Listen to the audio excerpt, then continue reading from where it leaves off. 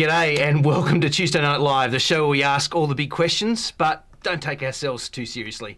My name's Andrew Sennett. Let me introduce the antagonist to my protagonist, the Sundance to my Butch Cassidy, my co-host and conversation partner, Ryan. Hey, Ryan, how's it going? I'm doing great, thanks. How are you going? Yeah, I'm all right. Surviving.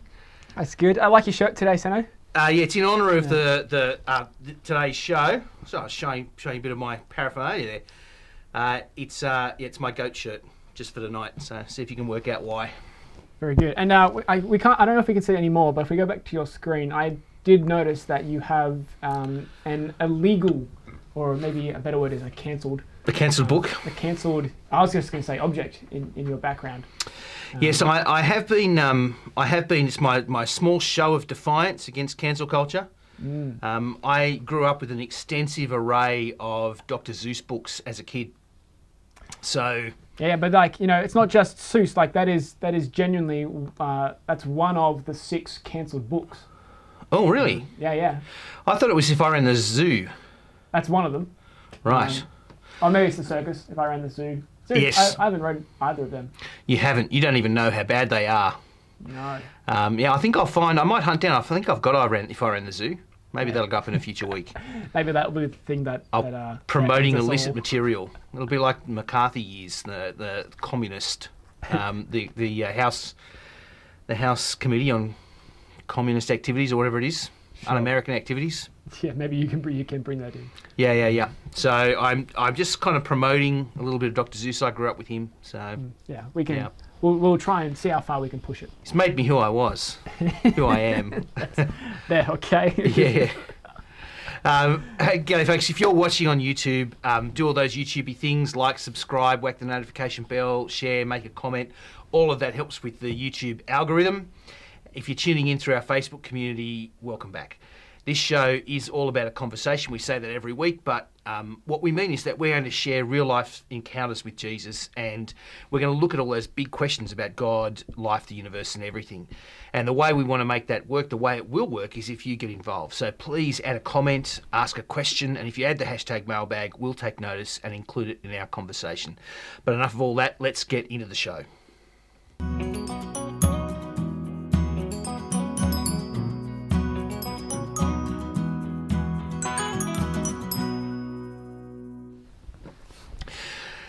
Okay, welcome back.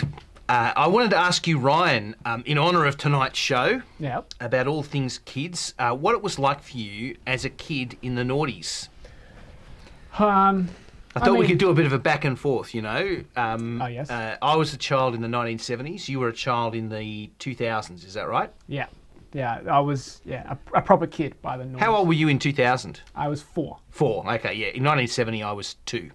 Okay. So that's pretty much parallel. So you were only just born before the moon landing? Yes, a year before. A year before. I was a year old. Yeah. I was alive but unaware. Yeah. So as a child, I knew that people had been on the moon for a lot of days. Is that what you're going for? Yeah. No. You should say when I was a child, Steve Jobs introduced the iPhone and it changed the world. Yeah. I remember the day. It's funny. Just a few weeks ago, I actually watched the launch of the first iPhone. Yeah, right. What was that like? It was fascinating because it really did change the world.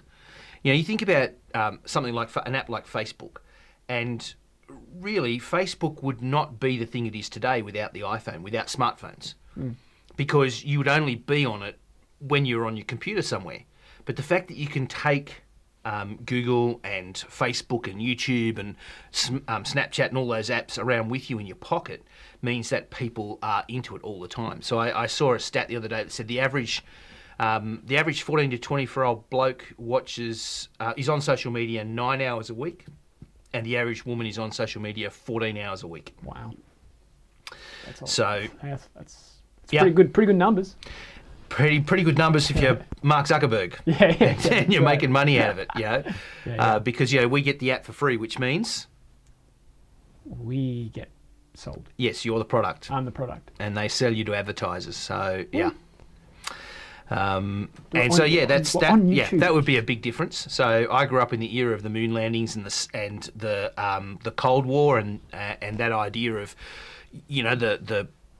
I guess the kind of looming nuclear holocaust. Right. That was, Cold War. We were a few years on from the Cuban Missile Crisis, but that idea of mutually assured destruction, and that was just a big thing when I was a kid. Yeah. Well, I think I grew up on 6 p.m. Simpsons. But I remember, like, in terms of big things, I remember I wasn't allowed to watch the 6 o'clock Simpsons during the 2001 9/11 thing because it was just news. That was the other big thing that happened when you were a kid, wasn't it? Yeah, I was very upset because, not because it was happening, but because the Simpsons went on. Different perspective as a kid. Yeah, that's right, as a 5-year-old. What was life like when you were a kid?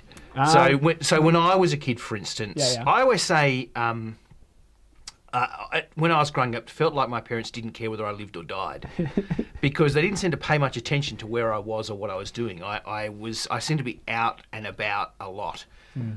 We had bush behind our house, and we were just off in the bush doing stuff and hacking around their bikes or burning stuff. Yeah, no, I wasn't quite like that. I caught the bus to school. I wasn't allowed to walk home from school until I was in year 6. Yep. But I learnt later on in life that even then my mum would still drive near me or drive back and forth to make sure I was getting there okay. Yeah, we walked to and from school because we were too close for the bus to get the free bus. Yeah, okay. And so we walked back to school and back, and we would basically play chicken with the traffic on the highway. We would cross the railway tracks illegally. We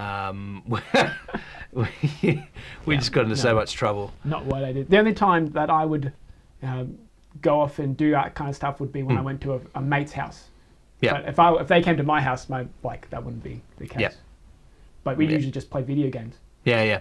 Well, we were pretty constantly in danger. We were big at risk taking as kids. I think our lives were pretty constrained at home.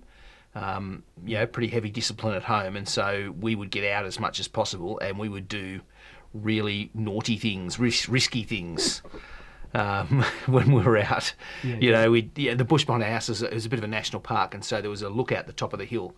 We'd go up there and lurk around the caves around the bottom of the lookout and hurl rocks at the tourist buses and do all sorts of other... yes. I couldn't even dream of getting caught doing that because I would not be here today. Petty theft. Yeah. So, I don't know about you, but I grew up in a relatively small suburban town, and so everyone knew everyone. I couldn't go to the shops without my mum hearing about it. I would always go home and my mum would say, "Oh, so and so saw you doing this," or so and so doing that. That was always a risk, but people would also have your back. People wouldn't dob you in. Oh, people dobbed me in. People weren't dobbers when I grew up. I bought one of my first packets of cigarettes when I was 11 years old off my cousin, unaware. I didn't know this guy was my cousin. And a few weeks later, my dad introduced me to him as my cousin. And we're standing there looking at each other. And he knew, and I knew, he knew, and he knew, I knew, he knew. And I thought I was going to die, but he didn't dob me in. That's what people were like back then. They had your back. Yeah. They weren't dobbers.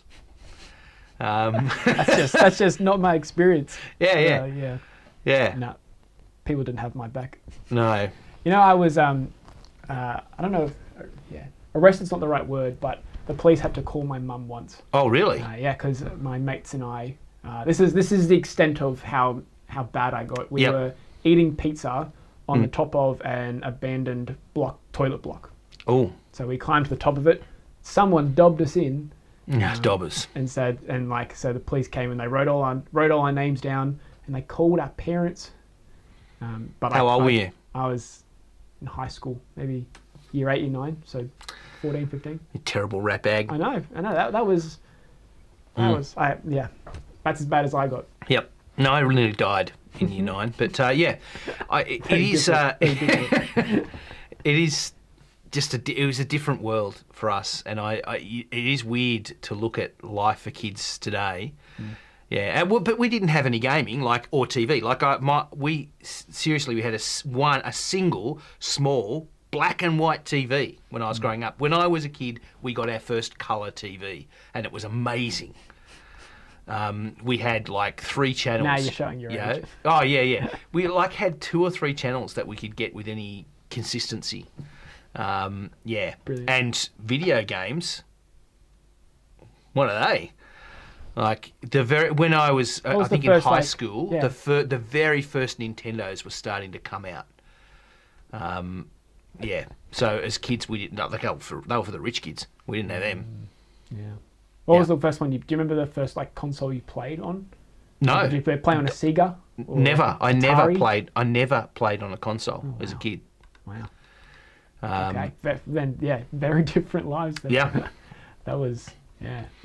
Yeah, there were. Yeah, so we did go down into town and put the 10 or 20 cents into the pinball machine and into the video game. So Donkey Kong and Pac-Man? Space Invaders and Galaga or whatever it was, Galaga. Yeah, yeah. Did and you play Pac-Man? Asteroids. Pac-Man? Yeah. All those things. So yeah, all those old games were on the Frogger. Were on the in the pinball parlours. Yeah, yeah. But you didn't have them at home. No. Yeah. Yeah, right.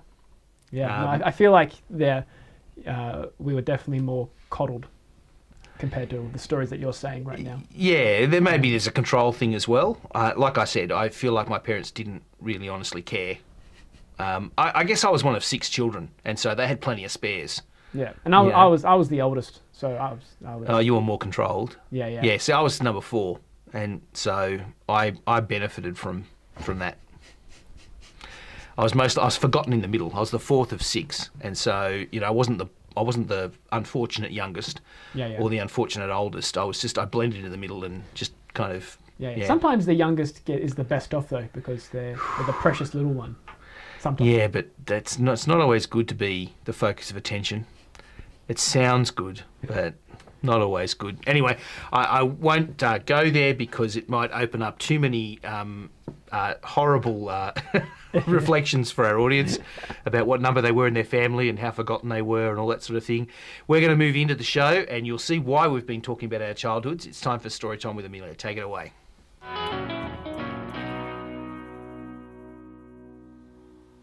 Hey, I'm Amelia. I'm going to share with you a short section of a passage from Luke's Gospel where Jesus uses a simple illustration to make a powerful point. Luke writes this: An argument started among the disciples as to which of them would be the greatest. Jesus, knowing their thoughts, took a little child and had him stand beside him. Then he said to them, Whoever welcomes this little child in my name welcomes me, and whoever welcomes me welcomes the one who sent me. For it is the one who is least among you all who is the greatest. Master, said John, we saw someone driving out demons in your name, and we tried to stop him because he is not one of us. Do not stop him, Jesus said, for whoever is not against you is for you. I want to begin the monologue tonight by painting a picture of childhood in the Roman Empire 2,000 years ago. In the ancient world, fathers had the right to beat and even kill their children. Infant girls were regularly thrown out for the wild animals to kill, along with any infants who were seen as deformed or subpar. Infants under the age of 1 had absolutely no rights, no legal protections, and no value. Children were regularly used to satiate the sexual desires of adults. Children were seen as commodities, not really as people. The way children were treated in the ancient world was totally different to the way we think of and treat children today. So how did things change for children? How is it that our culture, which has its roots all the way back in ancient Greece and Rome, now values and exalts and loves children? How is it that we have laws that protect children and their rights?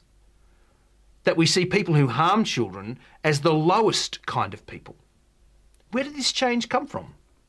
Well, the answer is directly and solely and completely from Jesus of Nazareth. Whenever in history people have fought for the protection of children, for the value of children, for the rights of children, they can trace their ideas back to Jesus. Jesus single-handedly transformed the way the Western world thinks about kids. Here in this passage tonight, Jesus says to his followers that the path to greatness is about embracing the lowest, the weakest, and honouring them. Whoever welcomes this little child in my name welcomes me. Later on, he says to his followers who are trying to bar kids from being brought to him, "Let the little children come to me, and do not hinder them, for the kingdom of God belongs to such as these." In fact, the Bible as a book values and honours children in a way that is revolutionary for the world of its day.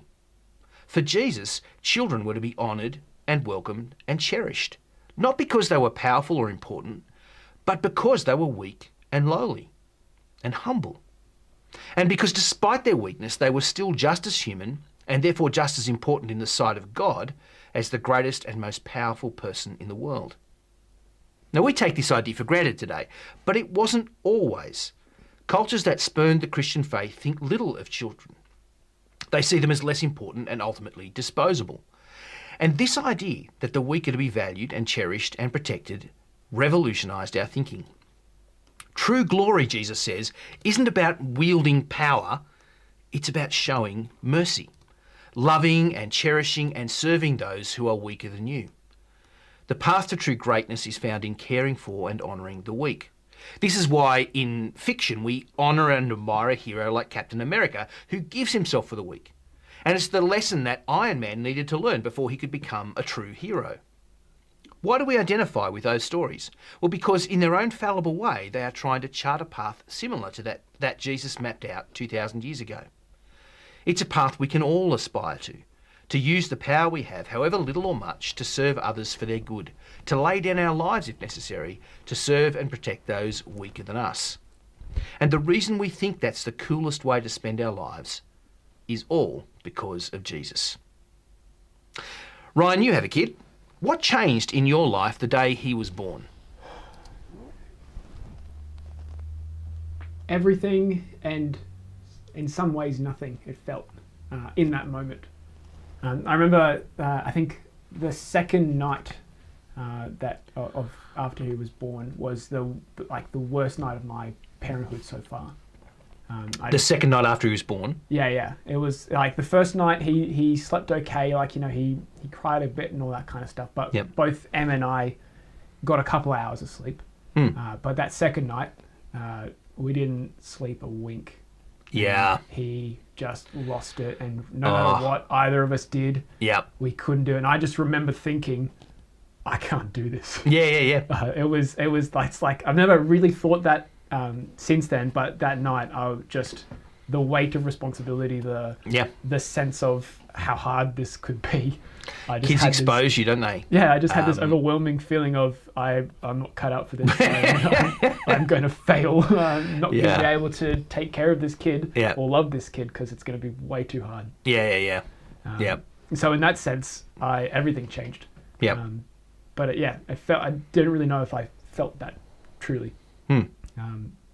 But yeah, that was the worst night of my parenthood so far. It is interesting, isn't it? We didn't get that with our first. We got a bit of that with our second.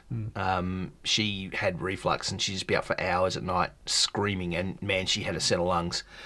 Our first wasn't that much of a crazy, a bit of a wussy crier, and so we just laugh at him when he cried. But our second, piercing, I think the word is. Yeah, it was piercing, and it was loud, and it was just constant, and it went for hours, and it was pretty hard. Yeah. But I think despite that, there are some pretty big things, aren't there? Like a lot of people ask that question, am I cut out? Will I actually love my children? But you do, don't you? Yeah. Yeah. Yeah. That's pretty big. I think the big thing for me, the big realisation for me, when I held my firstborn in my hands, this is going to sound really ridiculous, but I held him in my hands and I looked down to him and I thought to myself, I'm going to die soon. Because it had been a hard birth, let's just say. It had been a long 48 hours. But it was basically the fact that if life goes well, if life is good, I will die before this one does. And it was a weird thing. Anyway. Yeah, it's funny after all of your childhood stories of near-death experiences. Yeah, like this is what made you realise that. Yeah. Yes, I did think I was indestructible. Yes, a little bit.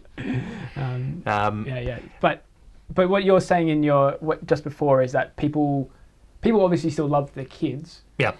But what does it mean to like honour them today? What does? Well, I think that is a difference. So I think the point I was trying to make in my talk is that people did not love their kids in the ancient world.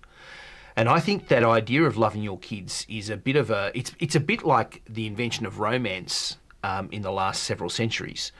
Romance really is a modern invention, and we project it back in our historical dramas. But that concept of romance is relatively new, historically speaking.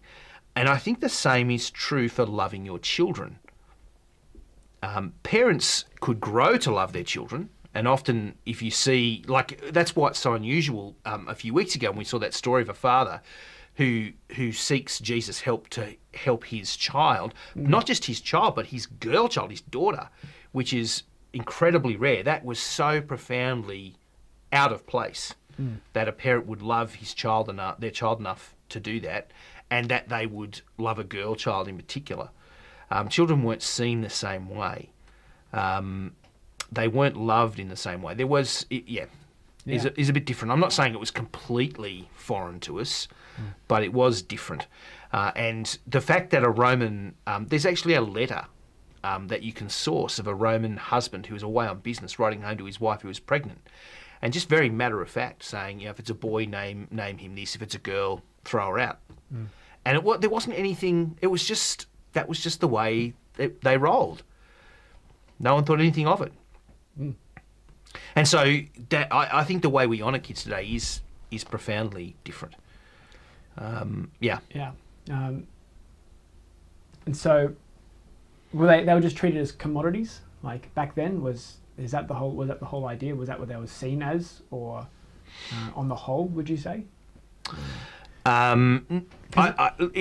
a little bit more going on than that. I'm perhaps being a bit extreme. Yeah, because I feel like in today's society, in terms of what I see, or at least what the classic thing is like it seems like we have the opposite problem in some sense. I really let me give you one example. Sure. The classic thing in like the sports world is the dad who pours all of his hopes and dreams into his son who is really good at soccer or football or something. Yeah. But you can see that like he's not really loving his son. He just wants like the glory or the pride by what his son's accomplished. And I feel like it's like the opposite. It's not like he's completely ignoring him and had nothing to do with him. He's pouring his entire life into him. Yeah. But it's not for the good of the child. Yeah, that's right. Yeah. So we still use children today, don't we? Yeah. Yeah, that's right. But it just seems like it's coming from the other end of the spectrum. That's right. Yes. And so it's not saying that everyone universally loves children today. We can still treat them pretty poorly, and it's not saying that no one in the ancient world ever loved a child, because that's patently not true. And it's not to say there was no love in the ancient world. So we equate romance with love. They're slightly different things, and so there is. I noticed one of the comments talked about Adam writing a poem about Eve in the Bible, and if romance didn't exist, well, there is definitely love and attraction between people, but that idea of romance that we think of in the modern era was the kind of Pride and Prejudice sort of thing. Yeah. So, what does it look like then to properly honour a child?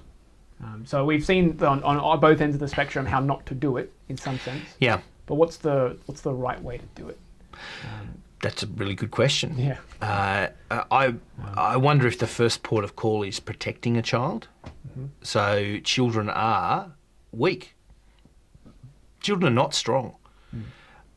Children are not wise, so they need guidance. So protection, guidance. Children are unable to provide for themselves, so they need provision.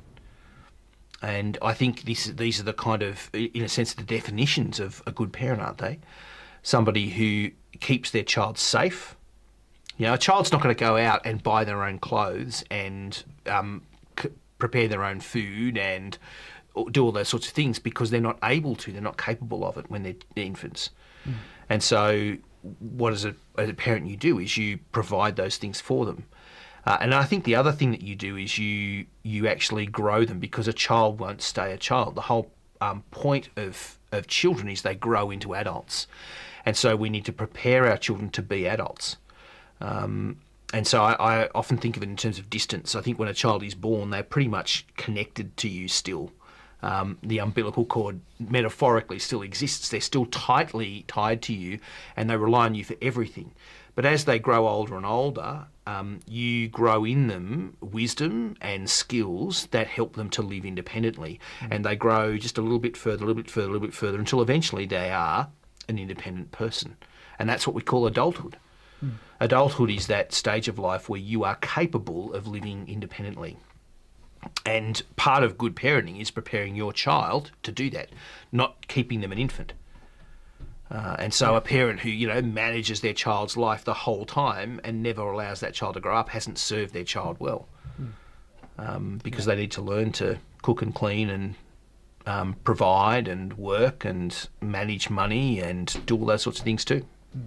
And so we've been using the word honour, but in the story that Amelia read for us, Jesus says welcomes. Would you say there's a difference in what we're getting at here? Or Yep. So if Jesus says you've got to welcome a child, I think the whole idea of welcoming there is it's a bit of a hospitality kind of word that children in the ancient era weren't seen as worthy of that kind of respect. So if you welcome somebody, that's someone you place at the head table in your house.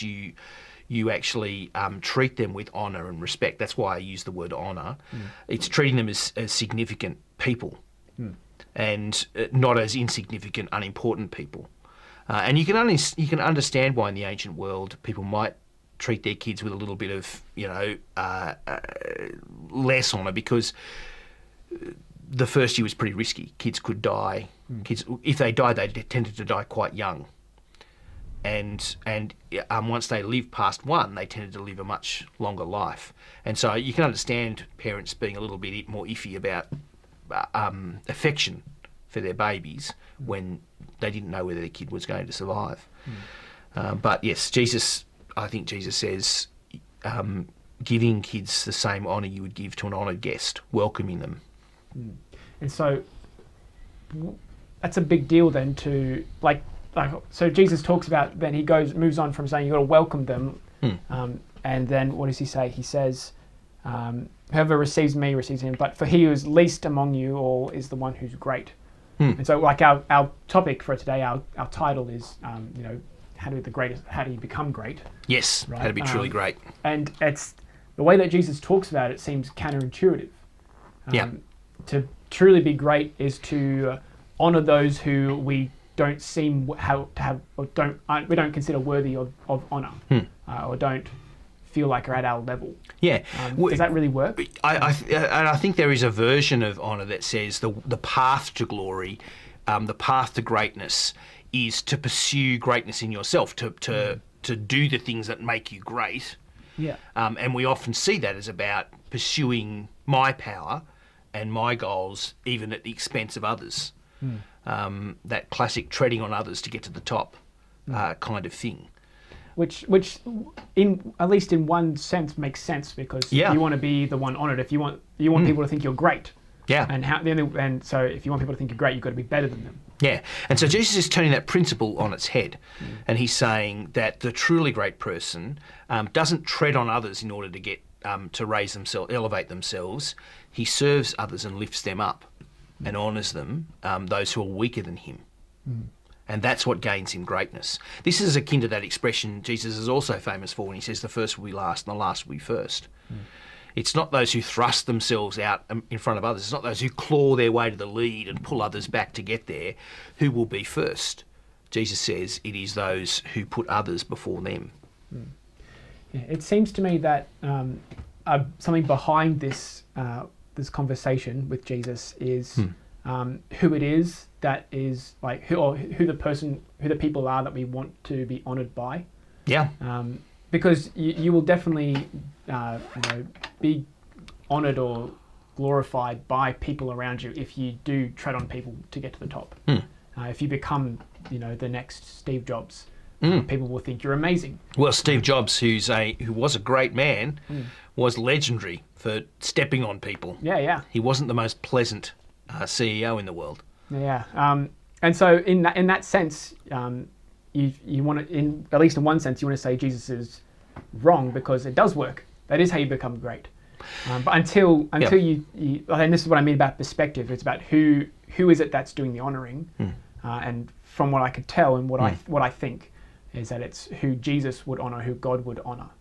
Yeah, but this is also partly our schizophrenia, isn't it? Because we do, in a sense, want to say the great are great, but we see something better. When you watch the kind of Iron Man versus Captain America thing, just to do the dumb thing with it, those people kind of prefer Captain America for his goodness, but for the fact that he will sacrifice himself for the sake of others. And that's that great argument in that movie, that first Avengers movie. That's the great argument, isn't it, about the hero play? What is the place of the true hero? It's the someone who will sacrifice himself for the good of those who are weaker than him.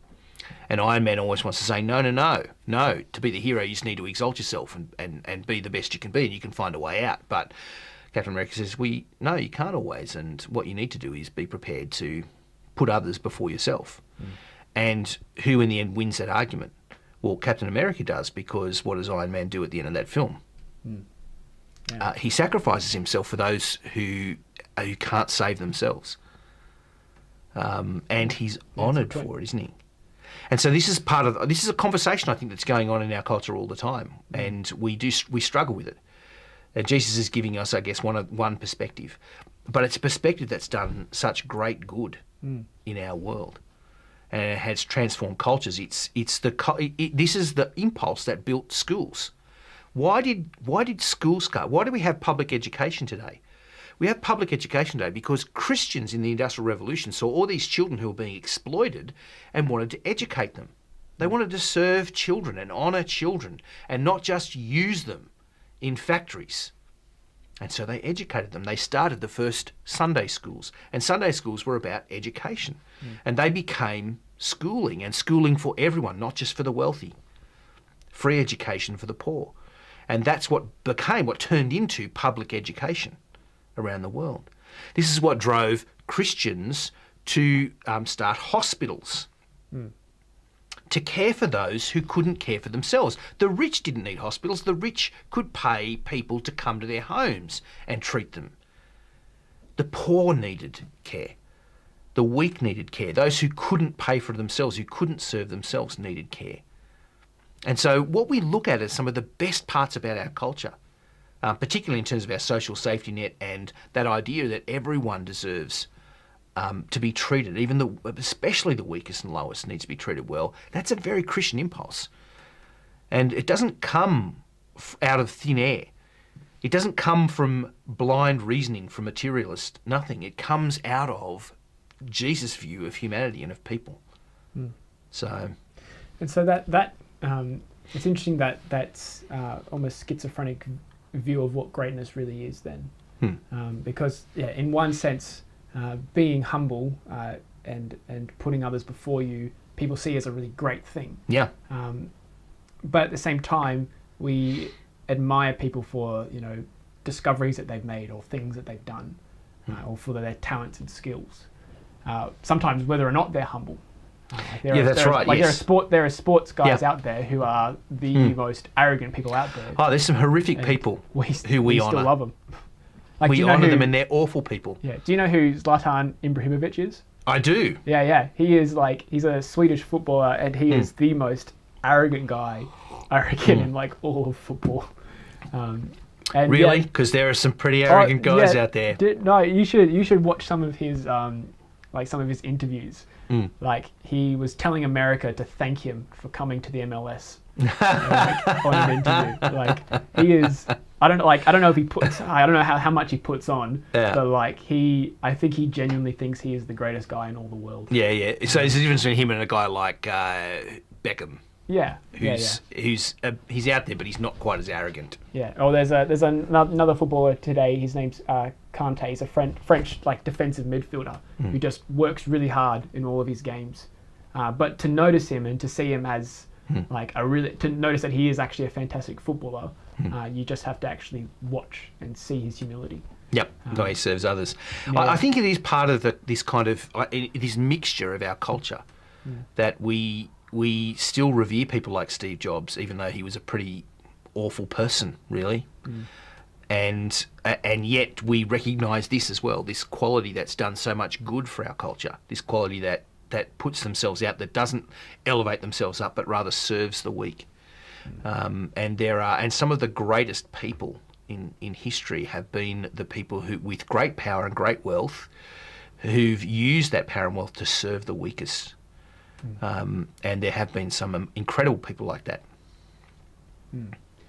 Yeah, and that just, I think it comes down now, like we're talking before now, how is it that what God thinks true greatness is? Yeah, Because this is what He says. Right? It's not about what you accomplish or the amazing things that you may have done. It is whether or not you exalt the people who are the lowly up to you, and see them as equals or better. In some cases. Yeah, it's a very different vision of life and the world. Yeah, to do that, seems very radically different. Yeah.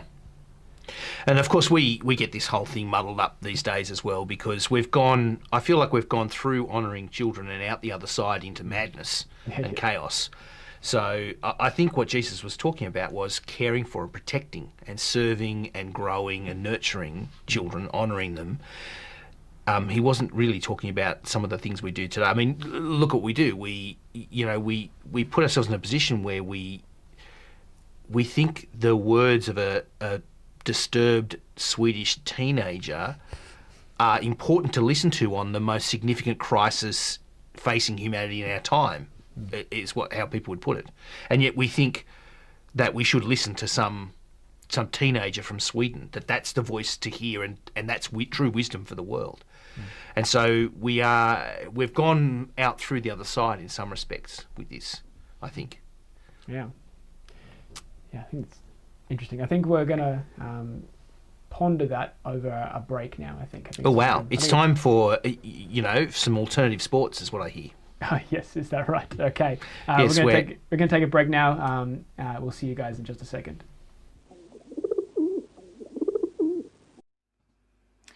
Welcome back to the Pigeon Patrol. I'm Leslie Pigeon, bringing to you some of the international sporting events that are on this month. Sports reports from around the world. First up is the Women's Curling Championships being held in Calgary, Canada in a biosecure bubble, just like the men's competition last month. The carryover champs from 2019 are the Swedish team. Once again, like the men, this is a qualifying competition for next year's Winter Olympic Games. The World Mixed Doubles Curling Championships are also on this month, but are held in Aberdeen, Scotland, which is also a qualifying event for the Olympics. Canada is ranked number 1, with Australia coming in at number 13. The Global Association of International Sports Federations made the announcement at the General Assembly held on the Gold Coast that Kazakhstan will hold the inaugural World Combat Games.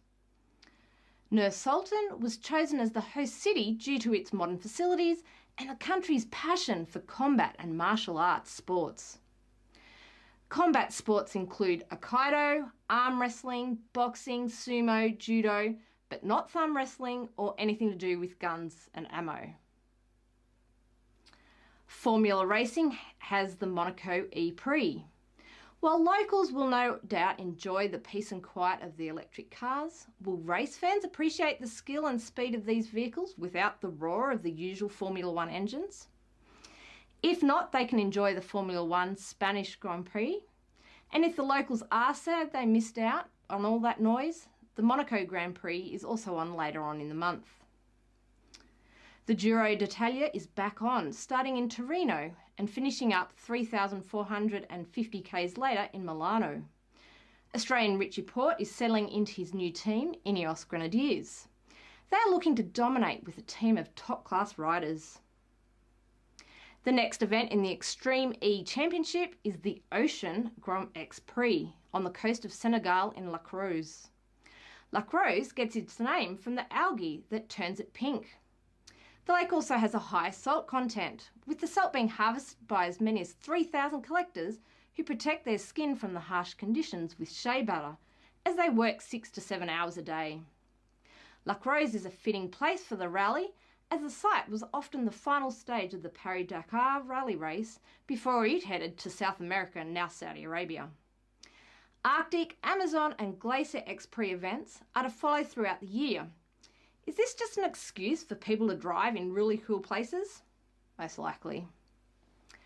And finally, on the 31st of the month is the annual cheese rolling competition held in Coopers Hill, Gloucestershire in England.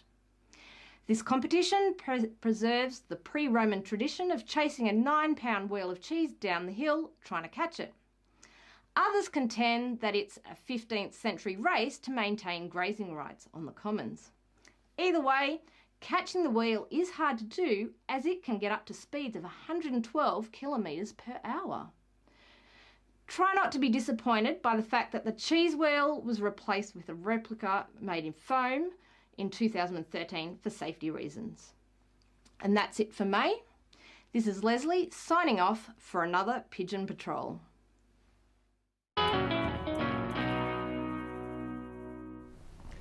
Thank you, Leslie, for that Pigeon Patrol. We want to jump straight into mailbag, but just before we do, Seno is going to tell us a little bit about what's coming up in the next couple of weeks. So, Seno. Yeah, so next week is our last week of Tuesday Night Live before our winter recess. We're getting a winter recess this year. Ooh. We'll be taking a few weeks off the live show, but we've built up a stock of questions we didn't manage to get through during the shows so far. So our plan is to release a few episodes answering all of those questions. So make sure you keep those questions and comments coming in. But Ryan, let's get into the questions for tonight. Yeah, speaking of, all right, our first question is from Michael. And so he asks, in this view of children, where they aren't valued, significantly inconsistent with most worldviews, which appreciate, oh man, I'm not reading that well, which most worldviews which appreciate the progress of society. Yep. I'm not quite sure I understand your question, Michael, but let's have a bang at it anyway, because that's the way we roll. Yeah. I think this is part of the argument that we're having, I guess, on shows like this. We are trying to examine our worldview. How is it that we look at the world and understand who we are as people in it, and what sense can we make of it? And we obviously, as Christians, think that the Christian worldview makes sense of the world that we live in. And so I guess it's not surprising that we would say there's an inconsistency here. I do think that in the ancient world, perhaps the idea that infants died so easily was one of the reasons why they weren't valued as much. I think as well, though, they weren't seen as valuable as an adult. An adult human being was a productive member of society. A child was just a drain on resources. And so they didn't really necessarily see that idea of replacing themselves in the same way. I think that was still a concern for people, but it was managed differently, and the children were managed differently. It was much more of a kind of, I guess, a different prospect. Whereas we see children as valuable and to be honoured in their own right and cherished in their own right. Perhaps some cultures saw children as things to be used and trained up, potential adults, but no proper value of their own. Yeah. Sorry, I'm not really explaining that terribly well. I don't think it's a terribly consistent worldview. That's obvious for me. I'd be interested in hearing from somebody who did think it was a consistent worldview. Yeah. I think that makes sense. We'll keep going. Thanks, Michael. Next question from Kelly. How do you be like a little child? Is that even what Jesus is saying here? Yeah. Well, I think here he's actually taking it from a different perspective. He brings the child in this story and says, if you welcome a child, if you welcome a little child, I know you welcome me. That is, if you honour children as valuable people, if you honour them the way you would honour me, then you honour me. He's actually, in a sense, he's saying, I identify with these children. I identify with the weak. And so if you think that I'm worth honouring, then you should actually welcome these children. It's later on, we're actually going to get and have a look at this episode where people are bringing their babies to Jesus to have him touch them. And the disciples are kind of, you get lost, get your kids out of the way, we don't care about them. And then Jesus says that, suffer the children to come to me, for of such is the kingdom of God. And it's, I think that's where this kind of idea comes from. And he says, unless you become like a child, you will not enter the kingdom of God. And what does he mean by that? So we're going to get to that in a few weeks. But I think short version is children are dependent. And a child is someone who knows their need.